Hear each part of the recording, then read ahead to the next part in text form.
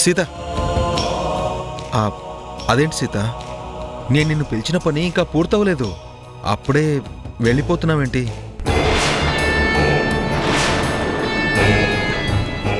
వంశీ,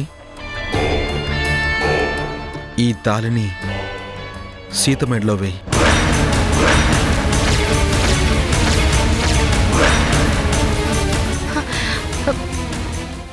ఏం మాట్లాడుతున్నారండి? వంశీ నా మెడలో తాళి వేయడమేంటి? అసలు మీరేమనుకుంటున్నారో మీకైనా అర్థమవుతుందా?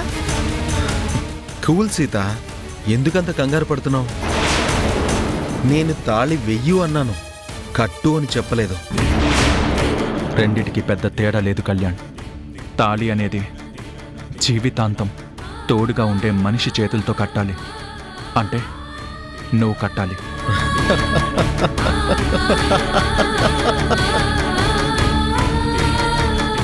మీరిద్దరూ సెంటిమెంట్లు బాగా ఫాలో అవుతారనుకుంటాను. కాలం మారింది వంశీ. ఇంకా ఆ పాతకాలపు సెంటిమెంట్లతోనే ఉంటే ఎలా? కాలం మారొచ్చండి, కానీ పద్ధతులు మారకూడదు. సంవత్సరాలు గడిచిపోవచ్చు, కానీ జీవితాల్లోకి మార్పులు రాకూడదు. తాళి అనేది ఇద్దరు మనుషుల్ని కలిపి రెండు జీవితాల్ని ఒకటి చేసేది. అది ఇప్పుడే కాదండి, ఇంకో 1000 ఏళ్ల తర్వాత అయినా సరే దాని పవిత్రత అలాగే ఉంటుంది. ఆ బంధం అలాగే నిలబడుతుంది. నీ మాట నేను ఒప్పుకుంటాను సీత, కానీ మనం షాప్లో ఒక నగ కొనుక్కునేటప్పుడు మెళ్ళో వేసి చెక్ చేసుకుంటాం. అది మనకి బాగుందా లేదా అని చెక్ చేసుకుని మరీ కొనుక్కుంటాం. ఒక్కోసారి కంటికి నచ్చింది మెళ్ళో వేసుకున్నాక నచ్చదు, అప్పుడు ఆ నగ తీసి పక్కన పెట్టేస్తాం. టెస్ట్ చేసుకోకుండా మనం ఏది కొనం కదా. ఇది అంతే. నువ్వు చెప్తుంది నగల విషయంలో కళ్యాణ్, మేం మాట్లాడుతుంది తాళి విషయంలో. నగ అలంకరణ కోసం ఉంటుంది, తాళి జీవితాన్ని కలపడానికి ఉంటుంది. ఆ సంగతి నాకు తెలుసు వంశీ. అందుకే నేను ఎంతగానే అభిమానించే సీతమెడలో ఈ తాళి ఎంత అందంగా ఉంటుందో ముందే చూడాలని నాకనిపించింది. అందుకే నువ్వు ఒకసారి తన మెడ దగ్గర పెట్టు. అది ఎలా ఉందో నా కళ్ళతో నేను మనసారా చూసుకుంటాను.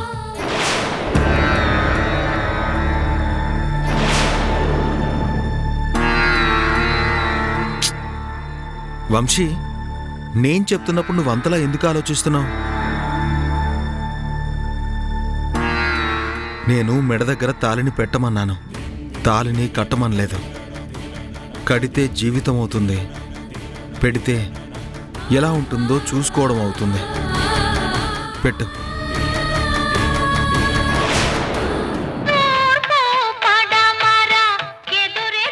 తీసుకో వంశీ.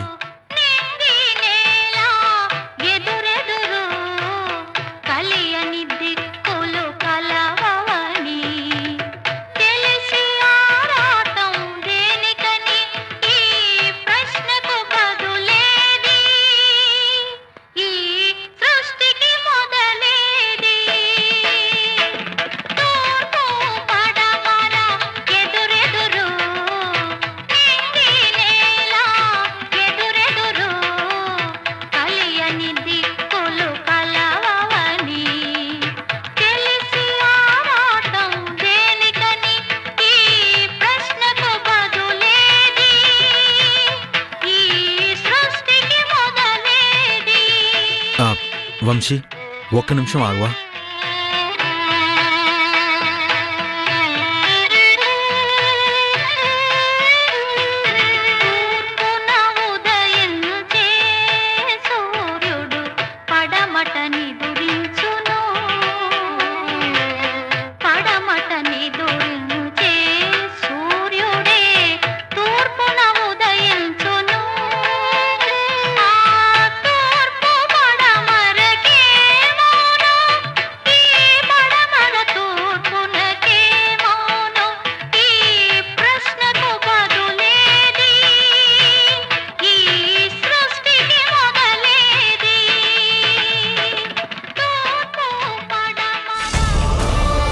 చూసావా వంశీ, ఆ తాళి సీత మెడలో ఎంత బాగుందో.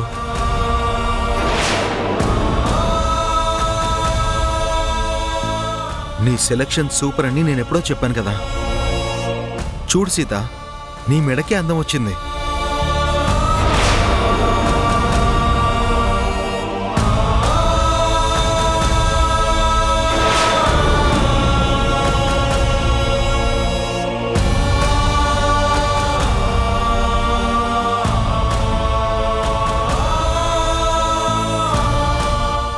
సీత, వంశీ సెలక్షన్ చాలా బాగుంది కదా.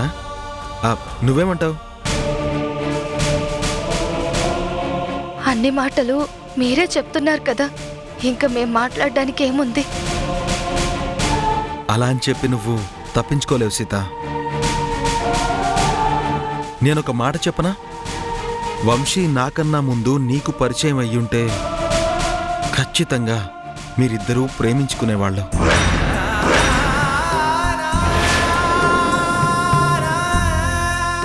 వంశీకి నీతో పెళ్లి జరిగేది. ఎందుకంటే నువ్వు ఎలా ఆలోచిస్తావో, ఏం చేస్తే నీకు బాగుంటుందో, నీ జీవితం ఎలా ఉండాలో, ఇలా ప్రతిదీ వంశీకి తెలుసు. వంశీకి ఎలాంటి కష్టం రాకుండా ఎలా చూసుకోవాలో నీకు తెలుసు. ఇద్దరూ ఒకరి కష్టాలు ఒకరు అంతలా గౌరవించుకున్నారు కాబట్టే నేను చెప్తున్నాను.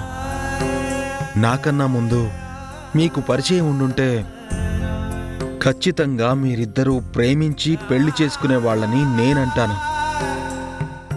తప్పు కాదనుకుంటాను.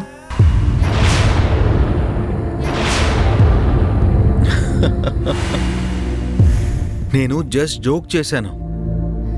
జోక్ ఎలా ఉంది? బాగుంది కదా? జోక్ అనేది నవ్వొచ్చేలా ఉంటే సరిపోతుంది కళ్యాణ్, కానీ జీవితాన్ని నవ్వుల పాలు చేసేలా ఉండకూడదు. దయచేసి ఇంకెప్పుడు ఇలా మాట్లాడుకో.